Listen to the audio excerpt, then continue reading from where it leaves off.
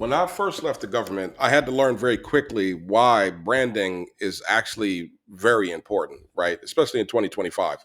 So, years ago, you just did a resume, you applied, and you got a response back in a reasonable amount of time. And then you did the interview. If you did well, you got the job. Well, nowadays, with the current economy and the current competition that is out there, you have to do way more, right? Especially with the world of social media. So, what I learned coming out of working for the government is that I had to have a good presence online. I had to make sure that I had an ability to show projects and show my history and my work history. And it is what it is. So, if you don't have any kind of online branding, you can't expect to ask for or try to negotiate high salaries because they'll just bypass you and go to somebody else. And kindness also will help you a lot. It will help you tremendously when you're dealing with recruiters, you're dealing with hiring officials, hiring managers, whether you're dealing with the hiring manager directly or an HR person or an executive, whoever the person is, your personality also will help you tremendously. So if you can't smile and you can't be a human being and you have very piss poor soft skills, you better adapt very quickly, right? By the very nature of how I am as a person, I'm very much an introvert, right? So not extroverted in any kind of way, but I have learned how to adapt to social situations over time. And that's what you just have to do, right? So you can't get on a call with someone and don't want to open your mouth, or you don't post anything online and you think they're supposed to give you a job. They don't know who you are. They don't know you. You know what I mean? So here's the thing. Like, for example, when I first started off with LinkedIn, I think I had like what 2 or 3 followers, something like that, and I started keeping at it, right? And it grew. Now I'm seeing numbers keep jumping on a semi-daily basis where it's jumping like 10, 20, 30, 50 people, something like that.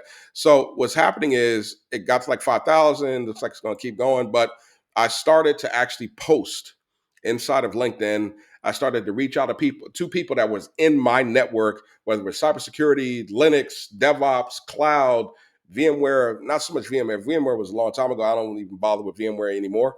And uh, that's what I started to do. And I started to reach out to people that already had followers. And I reached out with a nice message. Hey, is it okay if we can connect and network? And most people who use the platform, so you don't want to try to connect to somebody that hasn't responded in a month, right? Or they haven't been online in 2, 3 months. That's literally a waste of your click. So LinkedIn is one side, right, for branding purposes. For IT people, you have to do LinkedIn, period. You have to have a website, period. If you're going to do IT, if you're not doing IT, nobody really cares, right? Because you're not technical. It's not a technically oriented job, so it's probably not a big deal, right? But if you're doing IT, you need to have something. So all right, like for example, right, I see so many people don't have this here. So you put a link to your link tree that has your social media, right? I am not a fan of social media, but unfortunately it's the nature of the beast. I have to set it up, I have to make sure it's working, and try to post, right?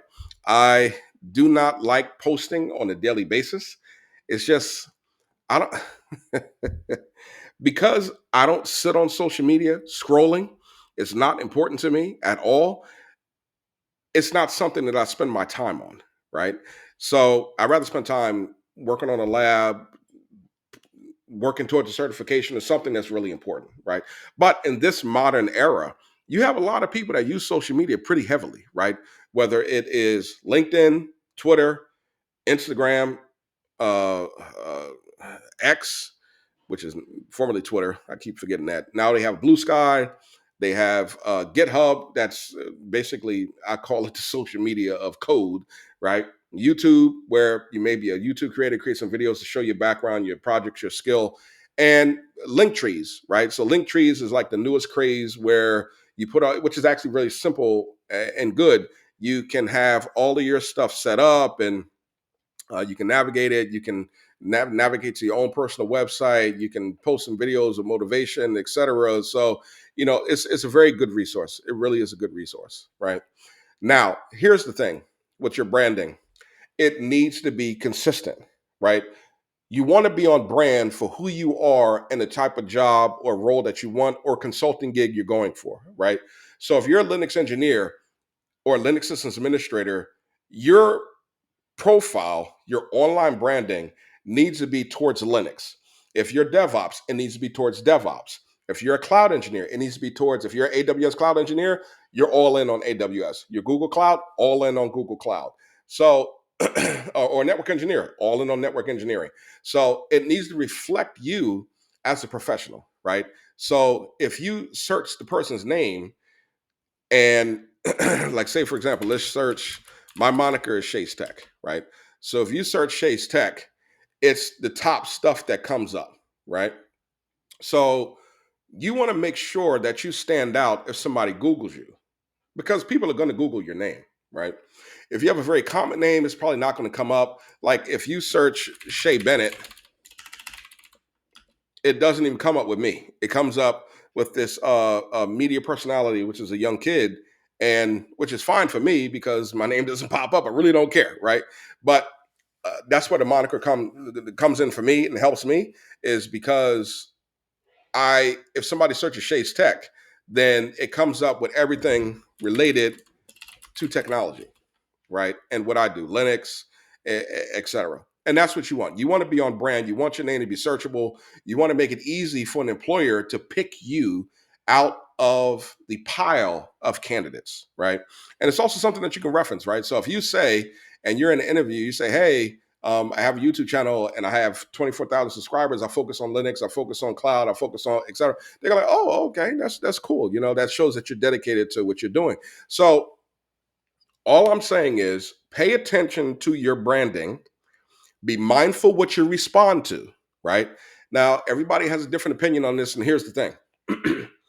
For me, for Shay, if you're on the internet, you're there to make money, or you're there to help yourself towards your career or your networking or something professional, is why you're there, right? At least for me. Everybody has a different way. But what I'm telling you is if you're new to going into IT or your career flipping, you need to be very mindful of what you post and what you respond to. It's all searchable, right? So, as a general rule for me, I don't respond to anything political. I don't care what it is, right? I don't respond to anything sexually oriented in any kind of way. I don't care what it is, what it's about, what group it is. I just don't respond to any of it. And I don't participate in any of it because it can demonstrate a bias. And you don't know who you're going to interview with or who as a consultant, you're going to get a customer. So I stay away from those two things, politics and anything sexually oriented in any kind of way, right? The third thing is being the internet gangster, right?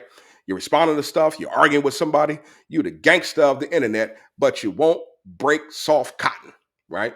You won't bust the egg inside a street fight. you won't break an egg inside a chicken coop, but you up there gangster on the internet. Just don't do it, right? Just be yourself, be a human being, be professional, be kind to whoever you come in contact with, whether you agree with them or not. Just don't respond and don't get involved and stay out of other people's craziness, right? And that's to be neutral is a way to kind of stay out of the craziness, right? Now, for the people that are politically oriented and they want to post all this political stuff online and stuff like that, more power to you. Y'all go ahead and do it, right? I got bills to pay, kids to feed, houses to build, a lot of other stuff that I need to pay attention to. I don't have time to be war banging on the internet, right? And you should not either.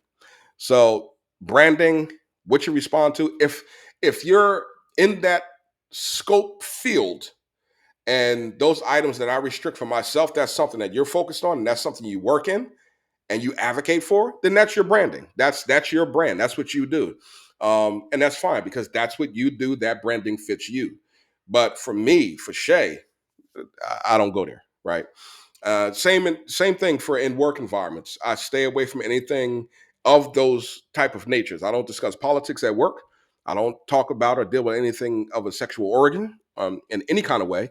And there's just red flag items that I stay away from, and I always stayed away from coming up the ranks from an engineer up to a director. And I avoided a lot of craziness over the years because of that, especially working in the government environment. Government environment is very tricky. Unlike the private sector, which is money driven, the government environment is relationship driven. So it's like landmines everywhere. Like seriously. So I hope this helps and gives you a little insight and understanding. But definitely take your online branding serious because it's going to sell you to your future employer or your future customer. So if you don't take it serious, why would they take you serious? All right. So, okay, let's keep going on.